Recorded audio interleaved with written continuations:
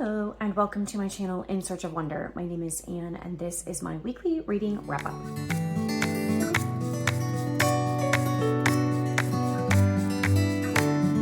It is Thursday evening and it's been a while since I updated you all. Because last week I was just way too wrapped up in tracking the election news and scrolling X for updates and everything that I just didn't get as much reading done. And so I'm still playing catch up with my reading. Honestly, November, we'll talk about that in a minute. November isn't going great so far in terms of reading, but I have finished some books. I am in the middle of several books. I'm about to start some more books. Yeah. And I say that, but I haven't actually read anything today. Even at work today, during my lunch break, I was focusing on figuring out my reading plan for December instead of reading what I need to read in November. And I'm starting to get kind of excited about Christmas books, but haven't actually read anything yet. And yet I have a lot that I want to read today. So yeah, but I'm going to take some time here and film this update because I don't think I will get anything else finished between now and Sunday. And I want to get this filmed so I have time to edit it. Saturday is kind of a crazy busy day for me. My kids, okay, get this. You have to hear about this.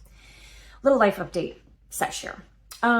So on Saturday, we have not one, not two, but 3 different parties that between the 4 of us, we are attending. But get this, that in itself is like, whoa, why? Get this, every single one of them was rescheduled from a previous Saturday. And they all landed on this day, this Saturday. Why? Why? So we're literally, not to mention that I have a special event that I am attending in the morning that I have been planning to do for quite some time. Yeah. So we have at 3 o'clock party for child number 2. And then at 4 o'clock, delivering child number 1 to his party. And then at 5 o'clock, picking up child number 2 and the 3 of us attending another party. And then picking up child number 1 and going home. Yeah. So I'm filming this now and I'm hoping to edit it sometime between now and Sunday morning so I can get it going live. But on to the books. Let's talk about what I have read and what I am reading and what I will be reading. And first of all, what I've read a while back, it's been over a week now. I finished reading The Murder of Mr. Wickham by Claudia Gray. Now, I'm doing this a little bit weirdly because the first book, it's like a whole series. I think there are 3 out, but I think the 4th one is coming out or may already be out. I'm not 100% sure. But I read the 3rd one first, and I talked about that a month or 2 ago on my channel. I will try to remember to link to that video if you're interested. That was called the Perils of Lady Catherine deBurgh or something like that. And I really enjoyed that overall. I found it to be a little bit slow in the pacing, but an interesting story. The main characters were interesting. And it was good. It wasn't like an amazing book, but it was a fun mystery using Austen characters. So, I mean, what's not to love, right? So I finally got the first one. The reason I'm reading them out of order is because that's just the way I'm getting them from the library. Like I had requested them, like whatever versions they had available, digital or print. And that's just the way they came to me. So I finished reading The Murder of Mr. Wickham a week or so ago, which was the first book in the series. And I did not like it as much as I liked the 3rd one. In fact, it's probably good that I didn't read it first because if I had, I may not have continued with the series. And I did enjoy the 3rd book. So if you're like me and you read the first one and you don't want to read anymore, I did think that the 3rd one was better than the first one.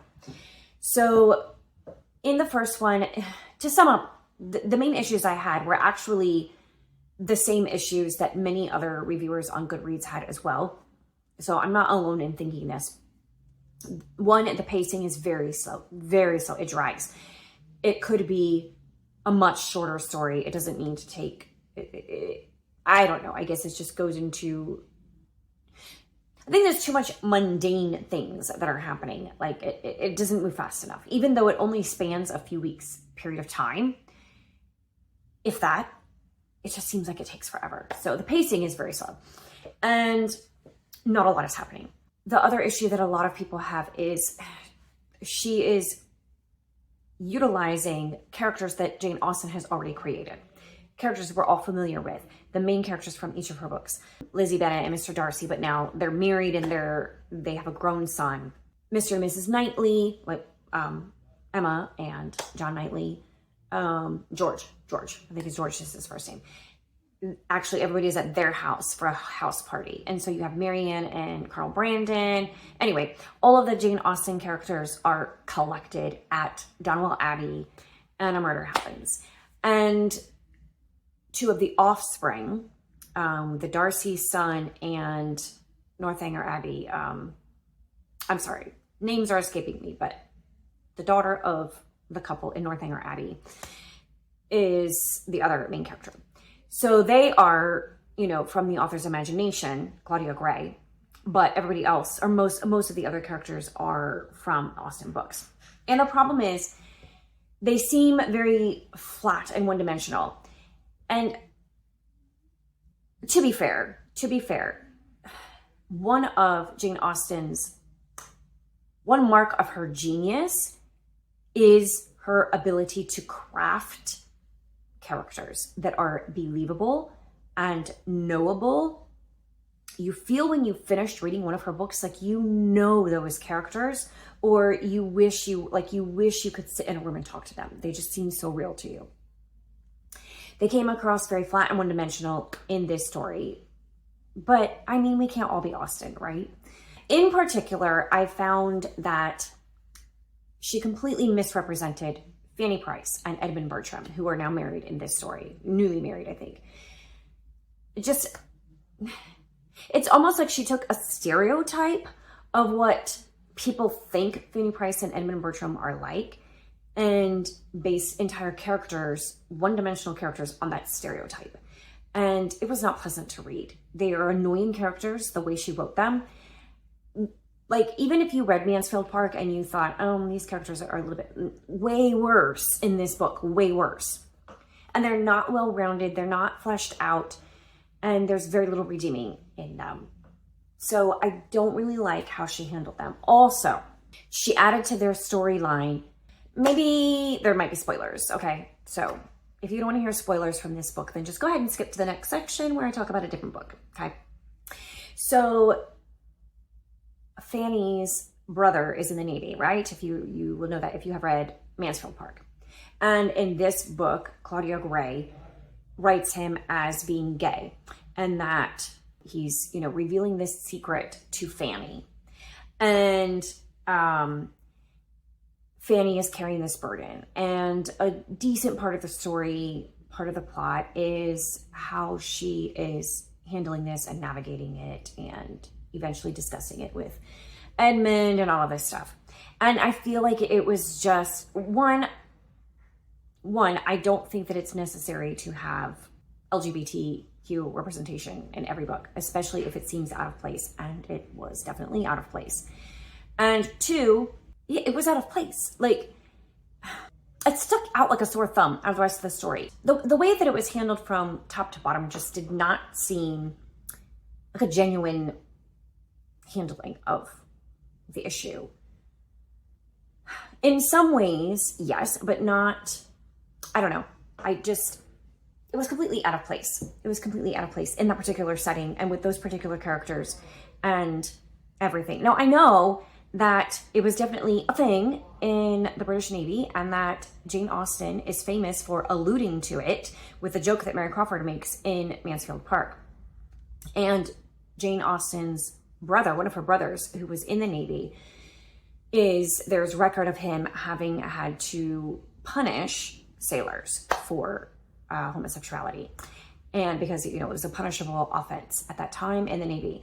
And he I can't remember if he served on like a military tribunal sort of thing, or if he was like captain on a ship and administered the punishment. But anyways, he was involved in sentencing and punishing sailors for this offense. And so it's not like Austen was unaware of these things. It just was very, very out of place with the characters, with the story, and just furthermore unnecessary, and personally not something that I like to read about. So that was one reason why I disliked the book. But even beyond that, it was so slow and the characterization was so flat that I forced myself basically to finish reading it. But the third book was nothing like that. I really enjoyed the third book.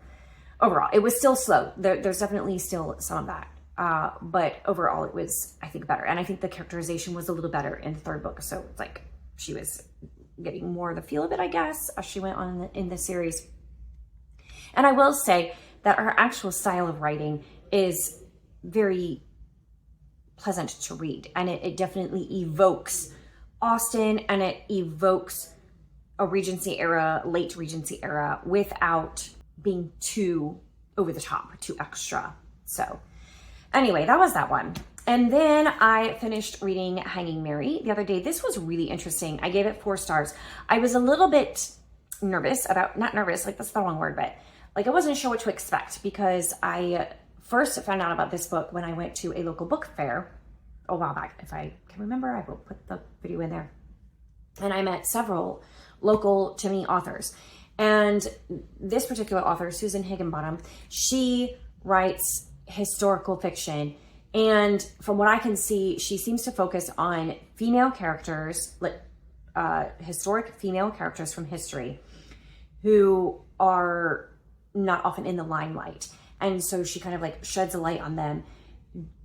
I know that research is a huge part of what she does, huge researcher. And this book was very well researched. And you could tell that it was obvious in the reading of the book, and then in the author's note at the back as well. So very well researched, which I love about a good historical fiction. And it's pretty well written. That's what the one thing that I was concerned about, you know, with an author that I had never heard of before, a lesser known author, you know, by a lesser known publishing company, etc. I wasn't sure what to expect, but it was very good. Maybe a little bit too much telling rather than showing, maybe a little bit too much minute detail, and it also suffered from some slow pacing, but it was very well done, and it was enjoyable to read.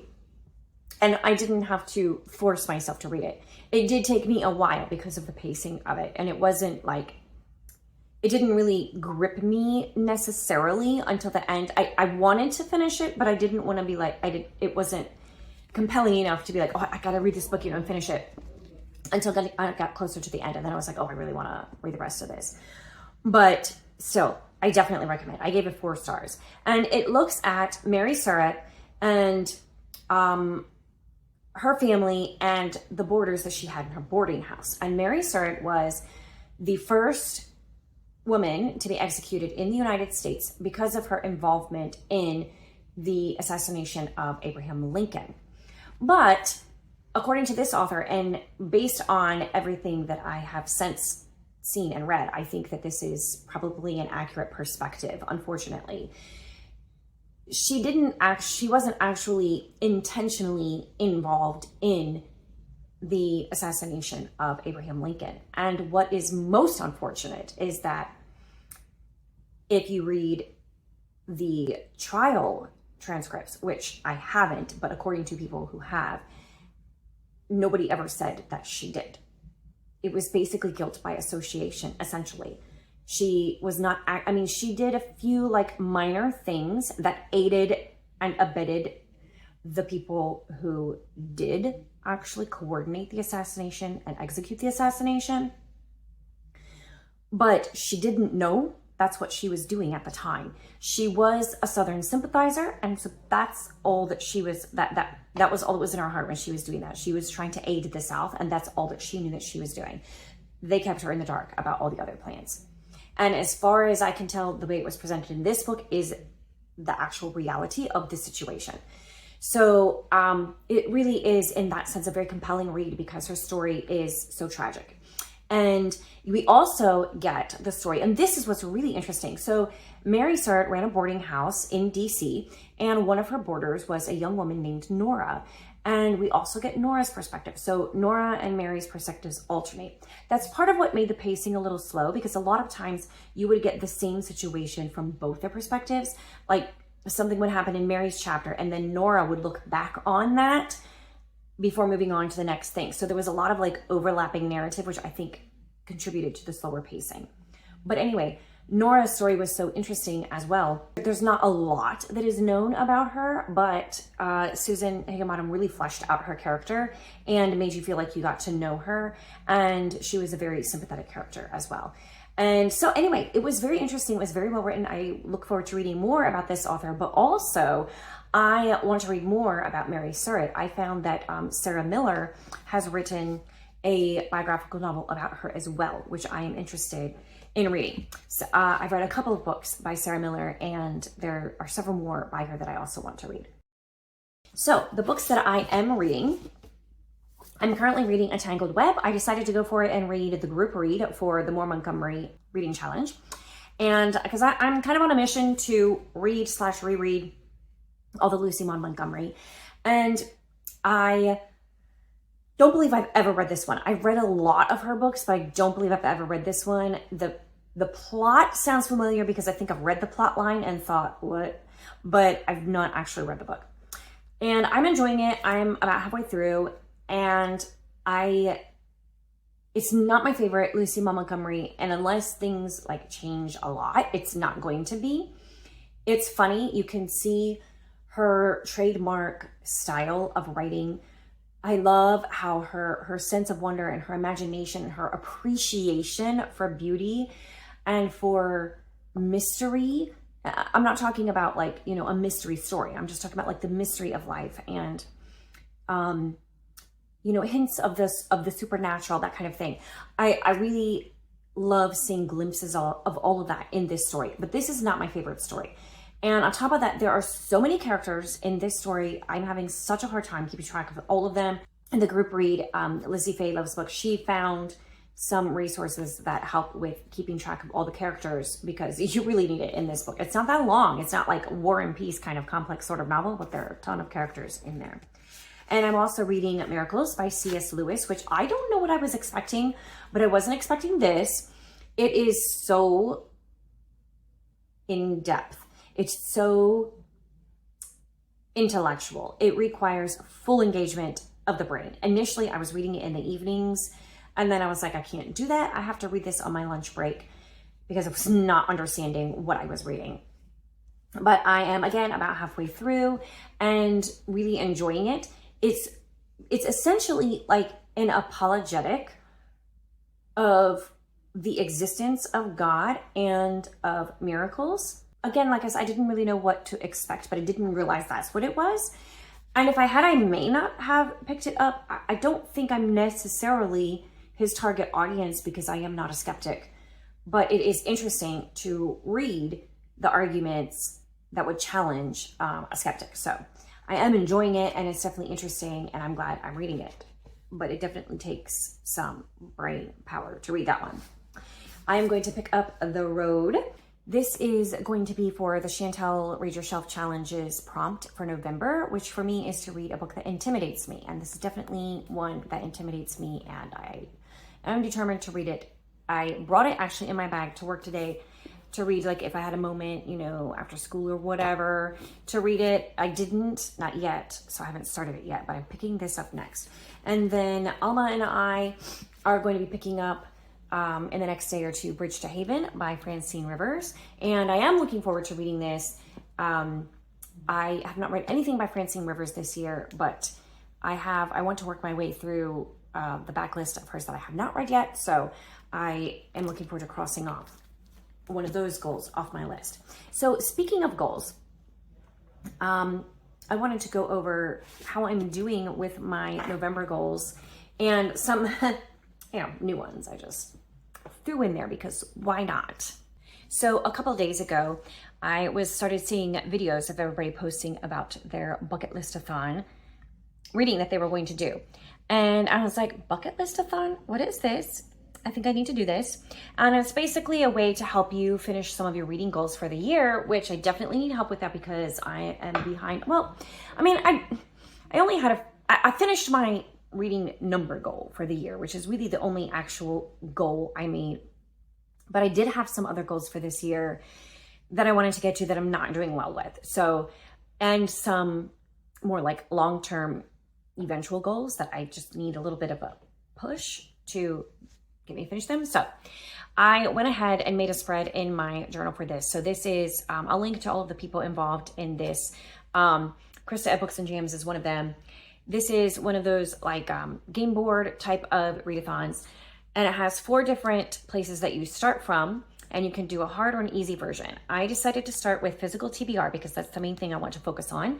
And I'm going to do the hard version, which is 10 rolls, and you have to visit all 4 corners of the board through the course of the game. And you roll a dice and choose which direction you're going to go on the game board, and then you do whatever the prompt is. So far I've rolled twice. And the first one I ended up on TBR, so that was Read a Book from Your TBR, and I picked The Road by Cormac McCarthy. And then the next roll I ended up here at Favorite Author, and so that was very convenient because Alma and I just started today talking about picking up Bridge to Haven by Francine Rivers. We had planned ahead of time to do it at some point in November, but now we're like actually picking it up in the next day or two, so perfect. So that will hopefully help me finish the rest of my goals. This runs November 15th through December 15th, but I'm probably going to, well, until I get through the 10. If it takes to the end of the year, that's fine. And then as far as my other goals, I kind of have completely rearranged my TBR for November as I've gone through the month, and it's become apparent that I'm not going to read, I knew I wouldn't, but nearly all of the things that I had put on my potential pile of possibilities. I streamlined a lot of it because what happened when I was making my plan was I had a plan based on the C S Lewis Readathon, and then it was like, oh yeah, the Historathon, I forgot about that. Let me add a bunch of stuff to that instead of coordinating between the two of them, which would make a lot more sense. So now I'm getting a little bit smarter about it. So I finished updating this page in my journal. I was able to plug Hanging Mary and the Murder of Mr. Wickham into several of these spots. So Hanging Mary goes for famous historical figures because it is the first woman to be executed in the United States. And then it also goes for war and conflict because it is set during the Civil War and also in the aftermath of the, well, in the lead up to and the aftermath of the assassination of Abraham Lincoln. It is also a historical nonfiction hybrid. It is a biographical novel, and it has very detailed author's notes at the end, which is one of the things that they said to look for to fit in that little spot. And then for the Murder of Mr. Wickham, I was able to cross off the one for historical mysteries because it's set in the late Regency era. And also I put it for a strong sense of place because Donwell Abbey is the setting, and it's a house party. And for the most of the book, everybody's literally confined to Donwell Abbey. And so there's this sense of confinement in the story. And there is the sense of being in the Abbey. There's like, there's a gallery. There's like, you know, all of the things that you would imagine to be in an Abbey. There's a chapel, all of these things. There are some ruins, whatever. All of this stuff that makes an Abbey is in the story. And so it kind of lends a bit of a Gothic feel to it. And I haven't written anything down yet for the C S Lewis Readathon, but currently I'm reading Mere Christianity, a Christian nonfiction. I'm not reading Mere Christianity. I'm reading For That Prompt Miracles. So when I'm done, I'll be able to cross that one off. And then this one, The Great Divorce, Stubborn Characters. Actually, I realized as I was reading it that A Tangled Web is perfect for that because there are multiple stubborn characters in this story. Multiple.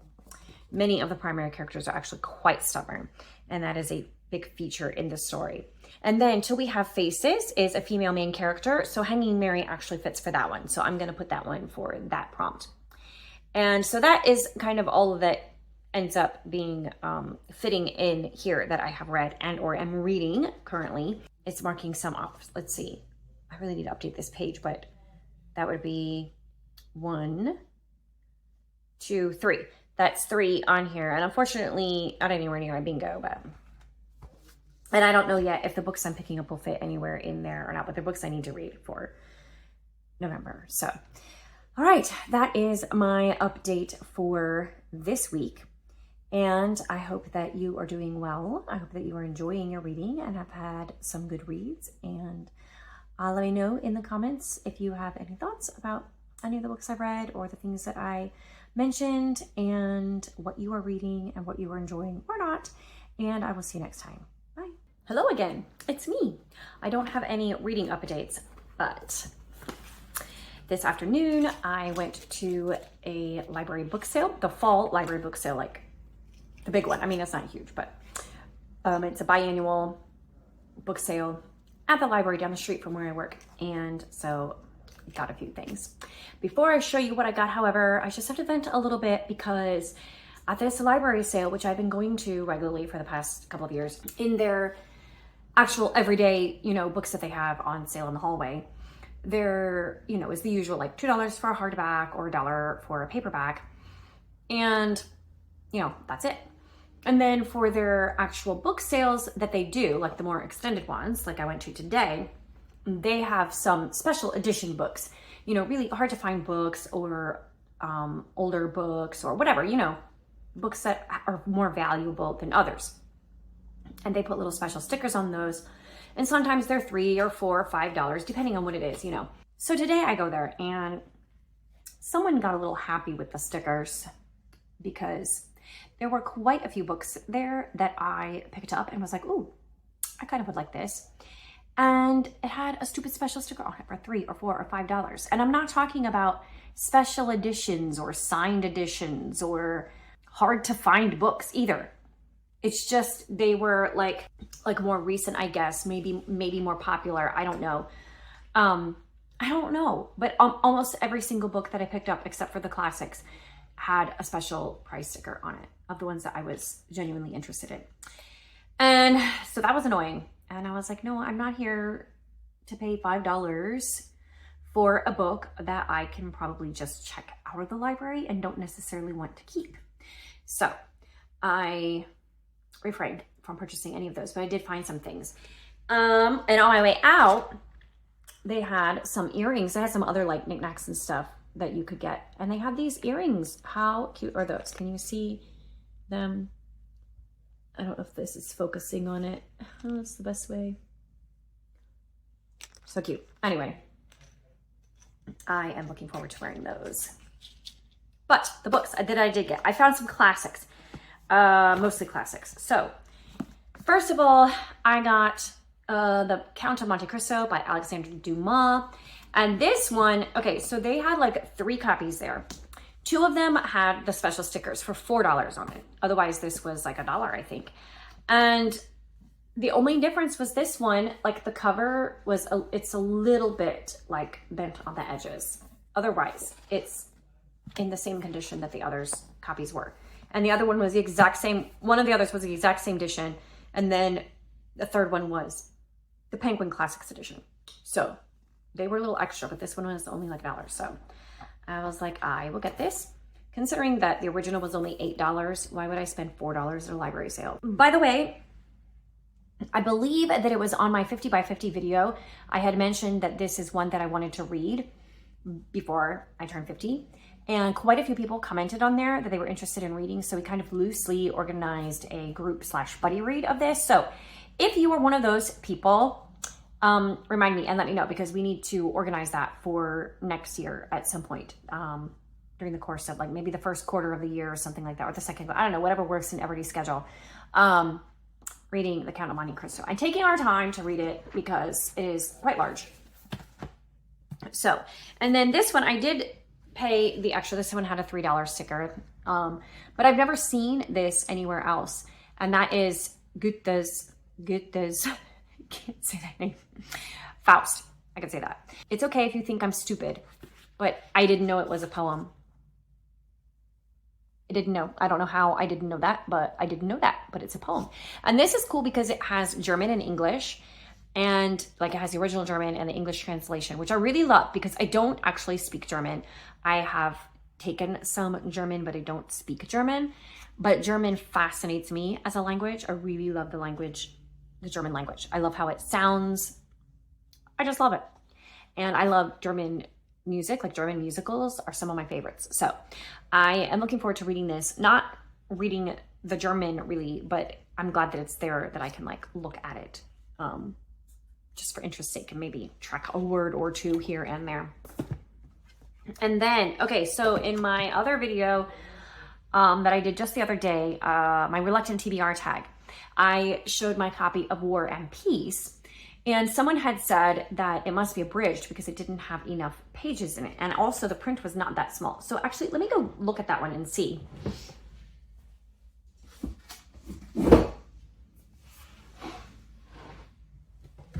Because I never even thought about it. I just picked it up, used somewhere, and I never even looked at it because I didn't like intend to read it immediately.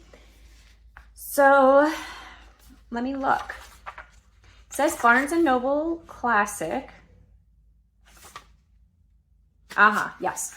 This edition of War and Peace has been translated and abridged by Princess Alexandre Kropotkin. So that is why. Now it's only like almost 700 pages. It is pretty tiny print.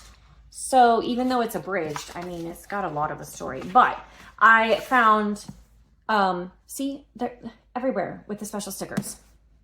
But this was $2 and I figured it was worth it. This is the Wordsworth Classics edition. Oh my goodness, talk about tiny print, ladies and gentlemen. Take a peek at that tiny print. So this one is, now it has like a foreword and an afterword and footnotes and everything. So let me see where the actual story ends. Not there. Oh my goodness, wait. Is the epilogue part of the story? It's the first epilogue. Okay, 887 pages of the actual story. It looks like the epilogue is like a lot of, well, no, there's some story there. So let's go through the epilogue. After the first epilogue is 928. Then there's a second epilogue. That one looks like essays and philosophical meanderings. So if you include that, we arrive at 958 pages. So not quite 1,000. So there we go. I have an actual copy of War and Peace. Then this one is just for interest's sake. I've never heard of this one. But it's a biography of Jane Austen. So only a novel, The Double Life of Jane Austen. Now it's a bit of a, in modern terms, clickbait term of a title. What it means by the double life was there were two Jane Austens, Dear Aunt Jane, so her personal private life, whose quiet life of genteel poverty was centered on the demands of a large and loving family, and Miss Jane Austen, that formidable intelligence who observed the world and found it wanting, and who countered personal disappointment with laughter and a devastating ironic vision. So it's not really a double life. So, and I mean, I think that's just like an angle that the authors may be taking to examine Jane Austen's life, to look at it through, but really it's just her public persona and her private persona, her family persona. So this will be interesting. I don't know when I will get to it, but anything Jane Austen related, I'm in. And then, yeah, that's it. So I picked up those books at the library sale, and that was my week. So I have a question for you that is completely unrelated to anything that I have said hitherto, and that is this. Have you started listening to Christmas music yet? Because I have. Well, let's be fair, because I am a music teacher and a choir director. Like, we start the music like in an official professional capacity, like way before. But personally, I have actually started listening to Christmas music for fun just this past week, because it actually got cold here. And if it's November and it's cold outside, this girl is turning on the Christmas music. So let me know. Are you listening to Christmas music, or are you going to hold off until after Thanksgiving? And I will see you next time. Bye.